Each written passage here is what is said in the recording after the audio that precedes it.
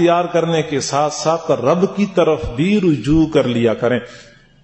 حضرت موسیٰ علیہ السلام بیمار ہو گئے, اللہ تعالیٰ سے دعا کی اللہ بیمار ہوں. اللہ نے فرمایا کہ جنگل میں جاؤ, فلاں درخت ہے اس کا پتا کھا لو, ٹھیک ہو جاؤ گے. انہوں نے پتا تھوڑا اور کھایا تو ٹھیک ہو گئے. کچھ عرصے بعد پھر بیمار ہو گئے تو خود بخود گئے, اسی درخت کا پتا توڑا اور کھا لیا, لیکن ٹھیک نہ ہوئے. عرض کیا اللہ بیماری بھی وہی, درخت بھی وہی, پتا بھی وہی, لیکن میں ٹھیک نہ ہوا. تو پروردگار ذوالجلال نے فرمایا کہ درختوں کے پتوں میں تو شفا نہیں ہے, شفا تو میں نے دینی ہوتی ہے, شفا تو میں.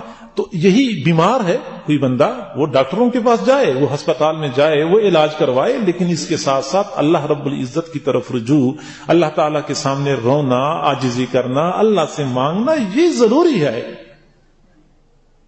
ورنہ حقیقت یہ ہے کہ اللہ تعالیٰ کسی معمولی پریشانی کی وجہ سے بندے کو تھکا کے رکھ دیتا ہے. معمولی بیماری ہوتی ہے, ڈاکٹروں کے پاس جا جا کے بندہ تھک جاتا ہے, پتہ نہیں چلتا کہ بیماری کیا ہے. یہ دوائیاں, یہ ٹیسٹ اور یہ پتہ نہیں کیا کچھ کرنا پڑتا ہے, لیکن مسئلہ معمولی سا ہوتا ہے. وجہ یہ ہوتی ہے کہ یہ بندہ اللہ کی طرف رجوع نہیں کرتا.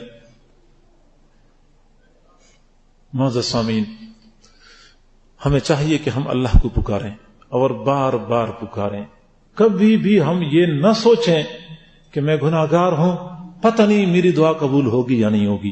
یہ شیطانی دھوکہ ہے کہ ہم سمجھتے ہیں کہ ہم گناہگار ہیں تو ہماری دعا قبول ہونی نہیں ہے, تو ہمیں دعا مانگنی نہیں چاہیے.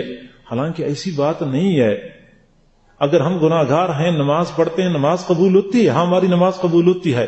ہم روزہ رکھیں, ہمارا روزہ قبول ہوتا ہے. جی ہاں, روزہ بھی قبول ہوتا ہے, تو ہماری دعا کیوں قبول نہیں ہوتی؟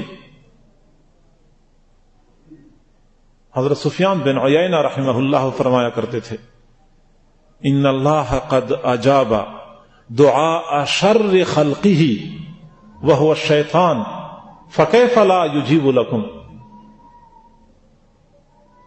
اللہ تعالی نے اپنی مخلوق میں سے بدترین مخلوق شیطان کی دعا کو قبول کر لیا تھا.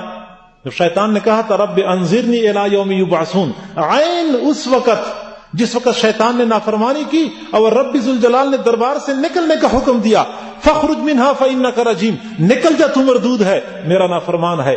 اللہ تعالیٰ کتنا جلال میں تھا, لیکن اس کے باوجود بھی شیطان کو پتا تھا کہ اللہ دعا قبول کرتا ہے. فوراً دعا مانگی, رب انظرنی الی یوم یبعثون, اللہ قیامت کے واقعہ ہونے تک مجھے مہلت دے دے, مجھے موت نہ دینا.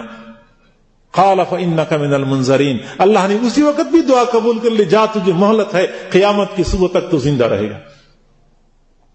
تو اگر شیطان جیسے مردود کی دعا اللہ نے اس وقت قبول کی جس وقت اللہ تعالیٰ کے عین جلال کا وقت تھا, ہماری دعائیں کیوں قبول نہیں کرے گا؟ اور معزز سامعین, یہ بھی انتہائی افسوس کی بات ہے کہ ہم نماز پڑھتے ہیں تو نماز کو عبادت سمجھتے ہیں. ہمارا یقین ہوتا ہے نا کہ نماز کے بدلے ہمیں ثواب ملے گا. ہم تلاوت کرتے ہیں, ہم سمجھتے ہیں کہ تلاوت کریں گے تو ثواب ملے گا. بالکل ایسا ہی ہے. ہم روزہ رکھتے ہیں, روزے کے بدلے ہمیں ثواب ملتا ہے. لیکن جب ہم دعا مانگتے ہیں, ہم یہ تو سمجھتے ہیں کہ جو کچھ مانگتے ہیں ممکن ہے وہی کچھ مل جائے, اور ہمارا یہ دھیان ہی نہیں ہوتا کہ اس دعا کے بدلے ہمیں ثواب بھی مل جائے گا. تلاوت کے بدلے ہمیں ثواب ملتا ہے, نماز کے بدلے ہمیں ثواب ملتا ہے. اس طرح جب ہم اللہ تعالیٰ سے دعا مانگتے ہیں تو جو کچھ مانگتے ہیں وہی کچھ بھی ملے گا, اور اس کے ساتھ ساتھ ثواب بھی ملے گا. مستقل ایک عبادت ہے, بلکہ حضور علیہ الصلوۃ والسلام نے تو دعا کو عبادت کا مغز قرار دیا ہے. تو ہم ضرورت کی خاطر تو دعا مانگتے ہی ہیں, عبادت کی نیت سے دعا مانگے کہ ہم اللہ تعالیٰ سے مانگتے ہیں, اللہ تعالیٰ اس سے راضی ہوتا ہے اور ہمیں باقاعدہ اجر ملے گا. اعمال نامے کے اندر اس دعا کی برکت سے ہمارے لیے نیکیاں لکھی جائیں گی.